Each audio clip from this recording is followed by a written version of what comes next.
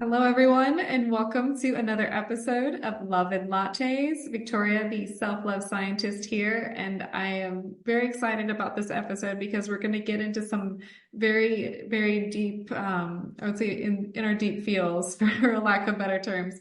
Everyone, please give a warm, fuzzy feel welcome for Angela Dunn Cartilage. Angela is a working mom of triplets who lives in Knoxville with her family. She has been working mostly in finance with her entire career. However, she wanted a way to connect and tell her story on a deeper level.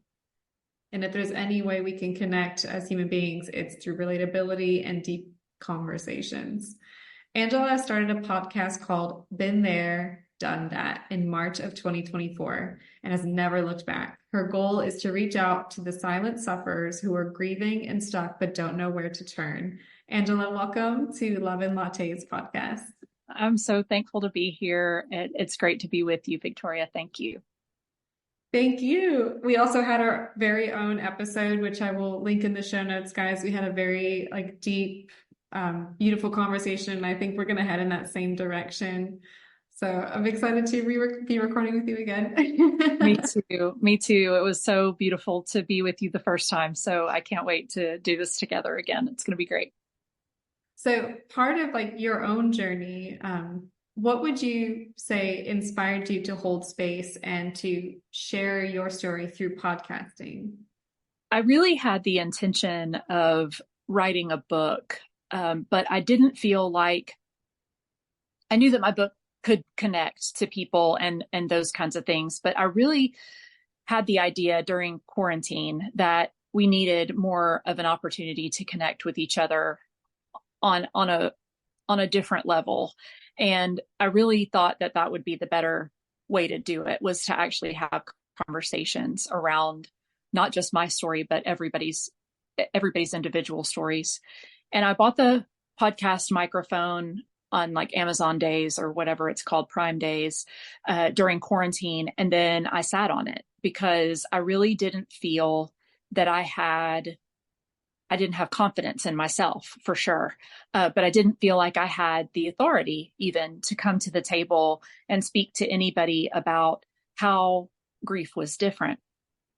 So once I got motivated and I got courageous, I guess, I decided to do it anyway, even though I had a lot of fear around it.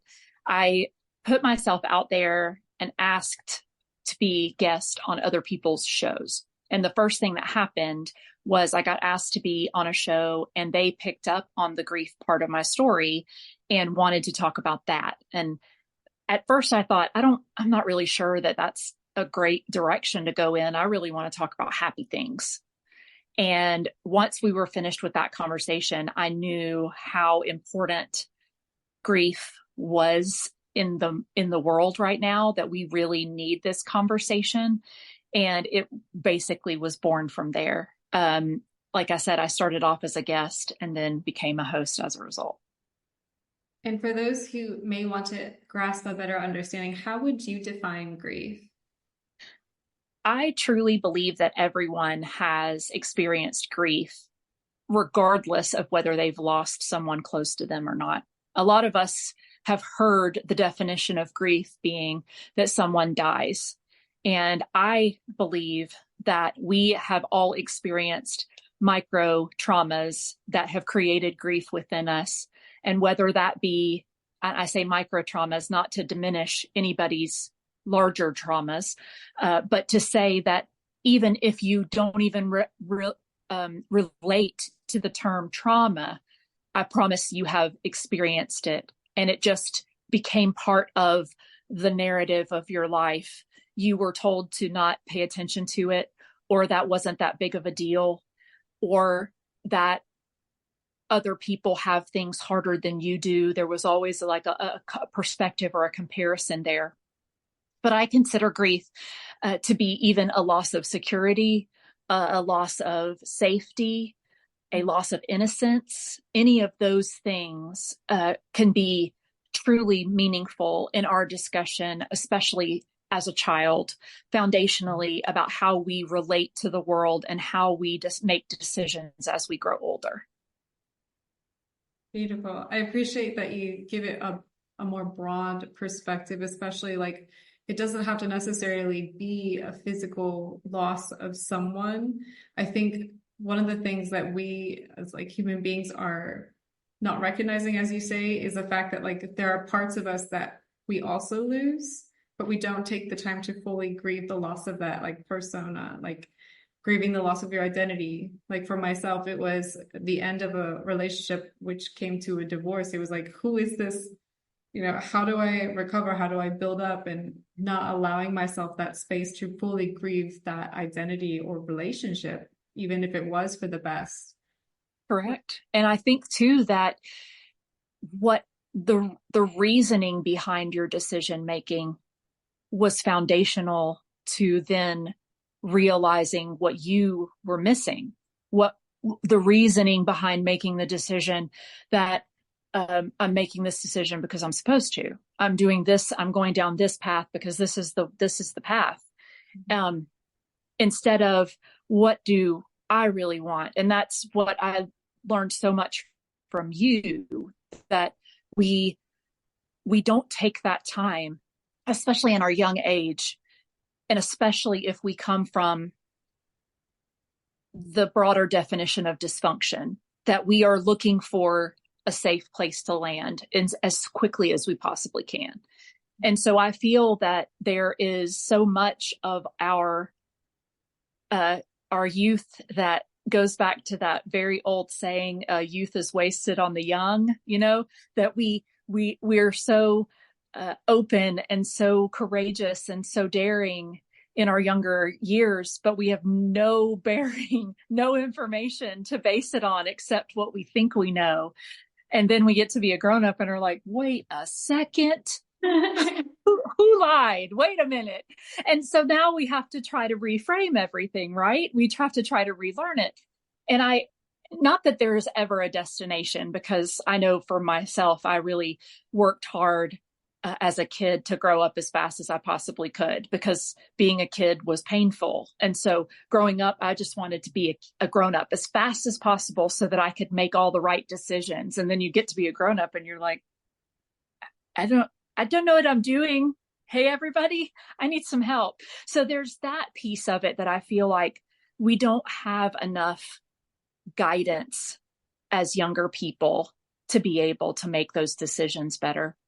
But even if we did, we would still be coming to the table with these micro traumas or larger traumas that are either very obvious and very visible and tangible, or they're a little bit more nebulous and a little bit more vague. And so we're navigating all of those definitions and trying to figure that out. But my ultimate goal, Victoria, is to make sure that people don't have a stigma around the grief itself. And if we talk about it more, if we bring it to the table more, and we're able to define it better, we're going to be able to make better decisions as a result. And that's the ultimate goal. That's my passion. Yeah, I like that. I like the stigma part. I find that it's becoming more difficult for people to open up because they feel that it's, as you said, there's at some point or another, we were informed like it's not that big of a deal, you know, or there's I do believe that there is some shame connected there as well, in the desire to be vulnerable or even express the fact that you're having grief or sorrow or you're experiencing hurt, especially when it comes to I would say, like, especially for men, like I find that it's very difficult for them to express emotionally that like some form of loss, whether it's micro or something that happens like within themselves. I so agree. And back to your example, and then we can talk about my example too, but back to your example, there was this ideal placed on a construct, on a thing that was believed to be the answer. This is what you do, and then this happens after that, and then this happens after that, and it's moving down the Monopoly board until you get to to pass go again. And that ideal has to be grieved too, because that wasn't ultimately the path that you were meant to take. And so there was pain that came from the loss of the relationship itself, but also pain for the loss of the ideal. And I know for myself, being in the situation, the grief that I experienced was the loss of a human, but it was bigger than that beforehand, in that I experienced infertility before we had our first child, and he then passed away at 9 months Earthside. And so I had the experience of missing that ideal, the same as you. And I know we've talked about this together before, and not understanding what it was that wasn't working. Was it my own body? Was it something else that wasn't happening? What was going on? And yet I couldn't ever get to a place where I could not want children. I couldn't somehow, it wasn't meant to be that I just didn't have children, or that I could get comfortable with the idea of a child-free life.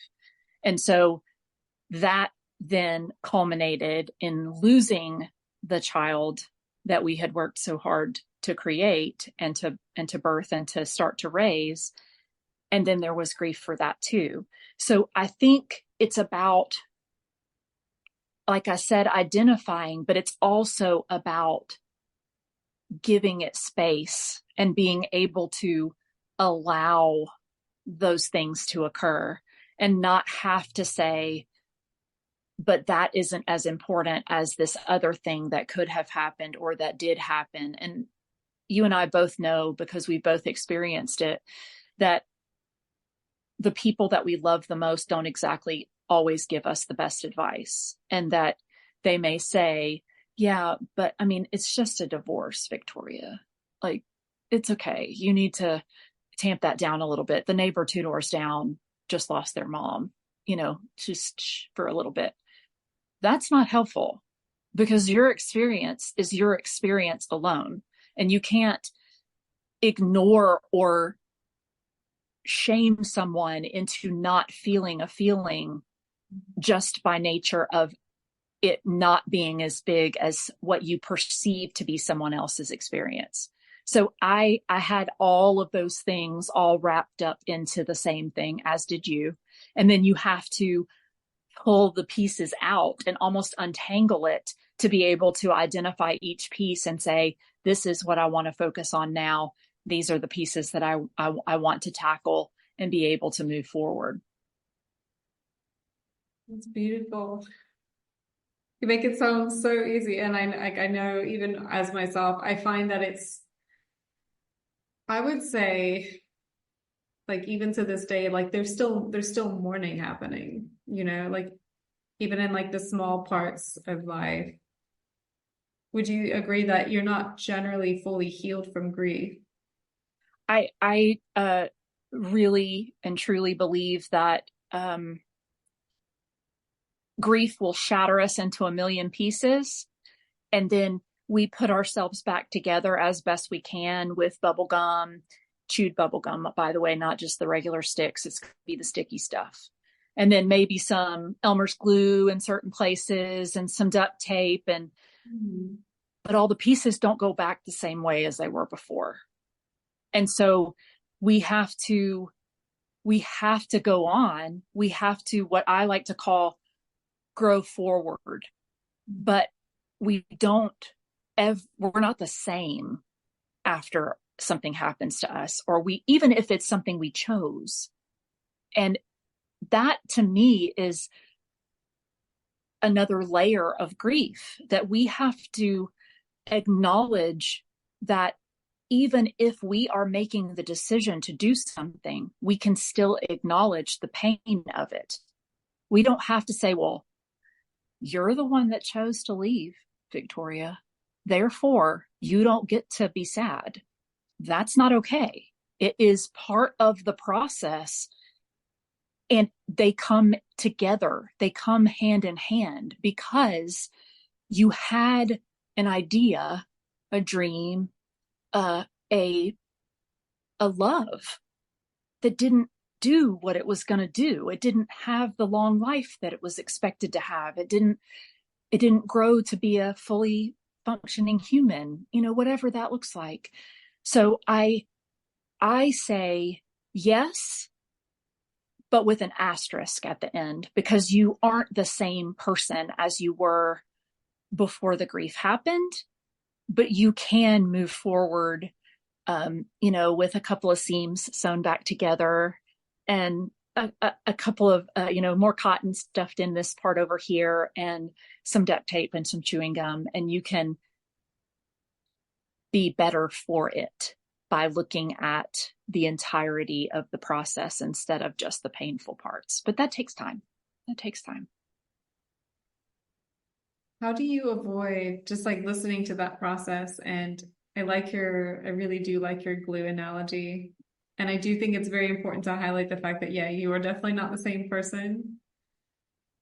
My goodness. This is such a great conversation. At some points I'm like trying not to cry because it's just so profound. It's so beautiful and it's so important because I've noticed that people are not giving themselves permission to really feel into their feelings of any kind of experience of any kind of loss or ending, whether it is. It's hard, right? I mean, that's hard to say, okay, sit there and cry for a while and then figure out how you're going to get up and go make dinner for yourself.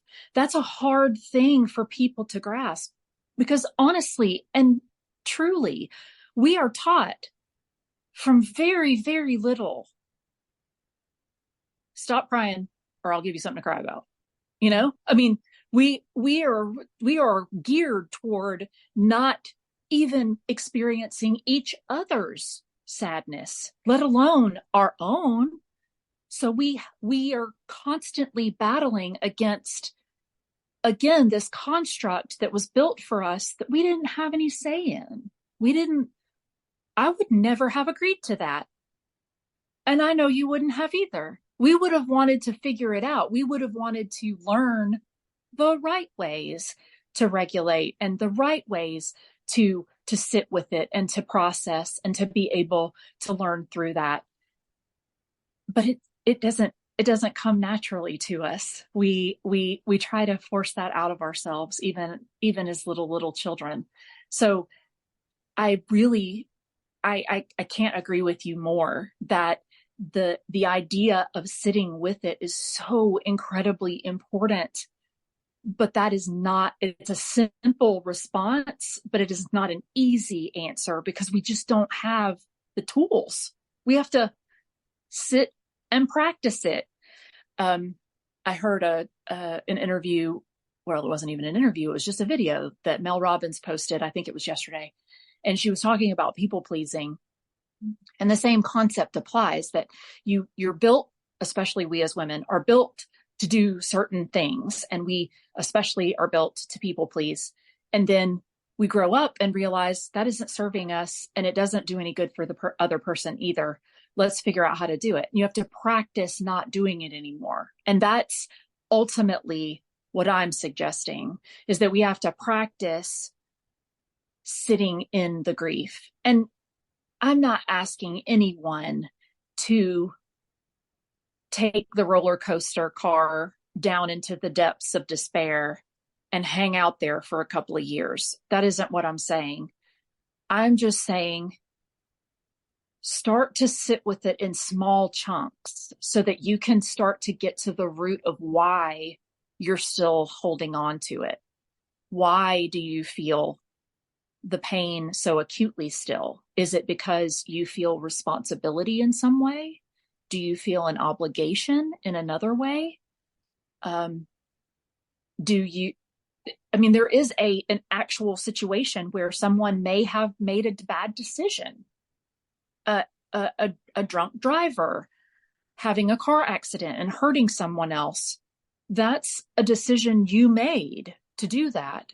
But you can still get to a place where you accept what has happened and be able to forgive yourself and learn from it. And that to me is the key to the treasure ultimately, because you have to be able to get to the root of why it's still bothering you and what you can do about it. I'm not at all, again, suggesting that someone that has just lost someone or has just relived a memory where they experienced intense trauma, and then 2 weeks later they're going, okay, we're all done. We did all the things. We've moved through all the stages. I promise you, it will take you years to process, but it's worth every minute, because you're helping not only yourself, but you're helping anyone that is experiencing it around you as well. I wouldn't know you if it weren't for the loss that you experienced. We wouldn't even we wouldn't have had our original conversation, and we wouldn't be having this one. To me, the beauty is in what grows after the loss happens. Of course, the loss is important. Of course, the loss is poignant and moving and sometimes excruciating. But it's what happens after that I think is so fascinating. No, I love that. That's very profound. It's who you're becoming on the other side. It's allowing these experiences to shape and mold you into the person you are today. Like, I couldn't be here right now if it wasn't to make those tough decisions, and you were in the same boat as well. Like, we had to, as you said, you mentioned tools. Were there specific tools that helped you in your journey? I didn't use therapy then. I've used therapy at various times in my life, but I didn't use therapy in the acute grief process. I remember going to a bereavement counselor that was incredibly helpful in her comment to me and Brian, my husband, that 90% of couples that lose a child don't make it. Their marriage doesn't last. And we were about 10 days in to the process at that point. I have no idea what the purpose of giving me that statistic was, because I, first of all, was not in any position to hear it. Was that supposed to give me permission to just say, forget it? I at least don't want to do this part. Would that have given me permission to not grieve effectively in that moment? I don't know what that was supposed to do for me. So that didn't help me in making those decisions. But the other thing that this person said to me was, wouldn't you like to be part of a support group for other parents that have lost a child? And I said, absolutely not. That is not, I want to be with parents that are through it, not the parents that are in it still. Not having any clue what I was saying clearly, because I thought there was a point where you would get to where you could say you were through it, right? But there isn't one specific tool, but I'll tell you now that therapy has made a huge difference in my life, because I was ready to do the work that I wasn't ready to do then. When we lost our son, he was incredibly challenged when he was born. He had significant health issues, significant health challenges, and didn't eat well. He didn't grow well. His little heart had a murmur. He just, everything, lots and lots and lots was wrong. So when the night before he passed away, I prayed fervently that his suffering would end. And the next morning I woke up and he wasn't breathing. And it took me a very long time, Victoria, to be able to have that conversation out loud and not feel the crushing shame that I had somehow prayed that my son would pass away instead of being here with me. And so there were so many moments where I would pretend I'm feeling so much better, but I wasn't, because I was still struggling with the part that I thought was my fault. So I had to get to a place where I could acknowledge that first. Then I could go and I could actually do the work on the grief itself, because I was too busy putting a facade on the grief that this was not something that I could have controlled. To be fair, I was a little off my rocker to think that that was what I was praying for, because that wasn't what I was praying for. I was praying for him to not struggle and for him to feel better. And the timing was terrible that was the way it worked out. But again, I felt that I had such an immense responsibility in that situation that I didn't have, that I sure did give myself a whole lot of universal power over that situation that I did not have. And that took time to get to a place where I could see that more clearly.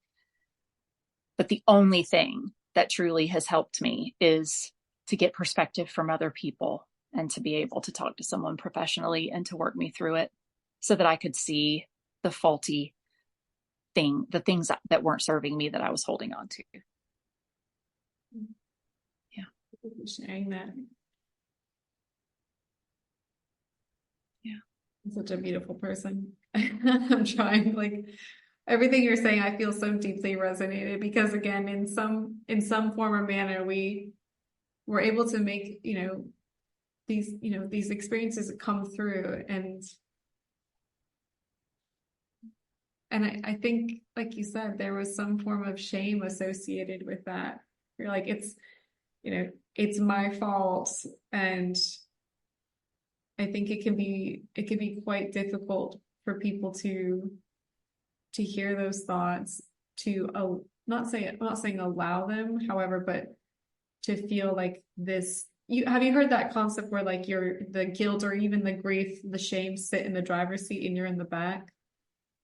Yes. But then, like, you're letting them drive and you're like, okay, how do I go into the driver's seat, right? So it's like, it's that kind of analogy that I think a lot of folks don't realize that they might be in, given the situation. Like when you expressed, going around smiling like everything was fine, like that's, I think that's something people really can relate to, whether it is a loss or something else that might be happening behind closed doors. Like, it's like, oh, well, everything's looking great on paper, everything's looking great in the pictures, but then, like, deep down, like, my whole immune system is compromising, I'm slowly self-destructing, right?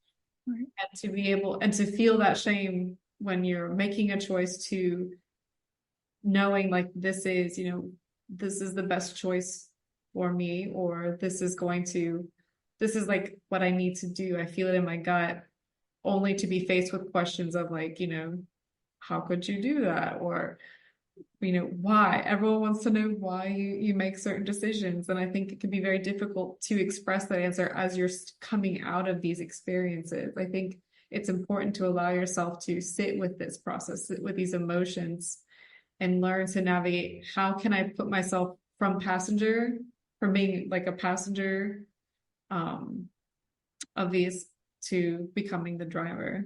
Does that make sense? Am I making sense? 100%. It makes 100% sense. And what I think is so important about what you're saying is that you have to have the awareness to do so. So that's why I say when you're in the acute early stages of the grief or of the decision, you can't then say, okay, well, I'm going to have awareness right now. That's what I'm going to work toward, is aware. You don't have the capacity to do that at that very beginning stage. You have to let yourself, again, to your point, you have to sit with it to be able to allow it to flow and give yourself a little bit of strength back before you dig into those moments. And it's just going to it takes time, but you have to be willing to do the work. And there's more to it than just whether the decision was yours or not, whether it was the decision was somebody else's or not, whether you can blame someone, whether you can blame yourself, whatever those things look like. To me, it's bigger. There's so much more you have to dig into, because the reason you make decisions is also part of the grieving process. The reason that you were where you were, is just as important as making the decision itself. And so I feel like there's so much you have to dig into if you want to feel better. And I think people intentionally put themselves in a position where they don't want to feel better because they feel like if they feel better, then they're forgetting whatever it was that happened. Then they aren't learning from it, or they're forgetting the person that they lost. And in what it really boils down to is it's the opposite, that you being stuck and not living is not what that person would have wanted for you in the first place. And you being stuck and not living is not the reason that you made the decision that you made. If you had made your profound decision and then you decided, I am never going to be in a relationship again. I am never putting myself out there again. I am never going to make connections with other people. I'm not doing any of that ever again. Then again, we wouldn't know each other. We wouldn't be having this amazing conversation. We wouldn't be having the second of our most amazing conversations. But it's the point that's not the point of making the decision. You made the decision to have a better life, not to then turn around and not move forward. So we can't have our cake and eat it too in that case. You have to make the commitment to the whole thing. Nope. Feeling better requires growing. That's the only way you can do it. It's the only way to feel better. Absolutely. I say it several times, like the only way through it is through it. The only way through it is through it. And to get through it, you need to be vulnerable with yourself, which means you need to allow these emotions to come through. And I'm not saying let them take complete control. It actually takes about 90 seconds for in quotes, a negative emotion to get processed through the human body. And if we let it, that's what, yeah, if you let it. A lot of the work we're doing, I think a lot of people are holding themselves back because at some point it was like, well, this just makes me weak. It's like, no. This is what makes you human. Right. And I think in this kind of, very tight, fast-paced society, we forget that you're allowed to be in touch or in tune with your emotions, because the more you suppress it, the more it's going to affect your lifestyle, your health, your relationships, most importantly. And it brings me back to a concept that I learned in school, and that is that I'd rather do it right the first time and prevent rework. And that is what we're talking about, that if we deal with it, even if it's not perfectly, that we are doing it with a younger, not quite developed brain, we're still better off than if we don't deal with it at all. And then we grow up and try to go back in time and undo all the things that we've done in the middle. And that's the harder part. If you would deal with it first, it'll be a whole lot easier to keep doing it as you go. Yeah. And like, just when you say dealing with it, it reminds me of whenever like we're experiencing like any kind of like disruption or discomfort in like our lifestyles, relationships. I think the hardest thing that folks can have is having these conversations. You could be like, when you're in a relationship, like in the beginning, it's like honeymoon phase, everything's fun, it's fiery, it's lovely. And then eventually like things happen, like new jobs, you move, you have kids. and suddenly you're grieving this old relationship of what it used to look like, and now we're being exposed on media and movies on like these power couples, and you're like, I want us, like, why can't we be like that? But you're not having the conversation because you're like, I'm still stuck on this identity or this relationship we used to have. And I think from what you said, like my recommendation to get through it would to be to have these conversations, and then to, the action from there would be to see, like, do we need additional resources? Are there additional communities? I like that you mentioned the positive communities, connecting with people who've experienced like similar things. I think that was a big thing. And one of the pieces of advice was, don't talk to anyone who's ever experienced this. They don't know what it's like. What it's like. There are certain spaces that we can hold containers for, but it can be quite difficult to express what you experienced to someone who has never done it, has never had that experience. It's really, really, really powerful to have same experience but different outcomes, right? Different people, because everybody's going to have a slightly different outcome, that you can see perspective, and then you have a broader view to be able to compare it to. I think when we don't communicate, we get stuck in the idea that we're the only ones, and that is dangerous, because then we start to go down a path of, if we're the only ones, no one will notice if we're not here. And that's where we leave the tracks. And I want to encourage anybody that's listening, and especially the two of us, that there's always an option. There's always somebody to talk to, and that you can help someone with your story. Please don't give up. Thank you, Angela. This has been such a beautiful conversation. And for those listening, again, I'm going to include information about Angela, and then also our episode if you want to tune in, because again, it was a very deep and profound conversation. These are very like close to heart conversations. These are important conversations to have. And as we close out our episode, Angela, was there anything else you'd like to share with everybody today? I just wanted to say thank you to you for the work that you're doing, and thank you for having me. This is such life-giving conversation to have, and I just want to reiterate to our audience: don't give up. There's always a place for you, and I'm really looking forward to seeing all the good this will do when people start to listen to it. Yes.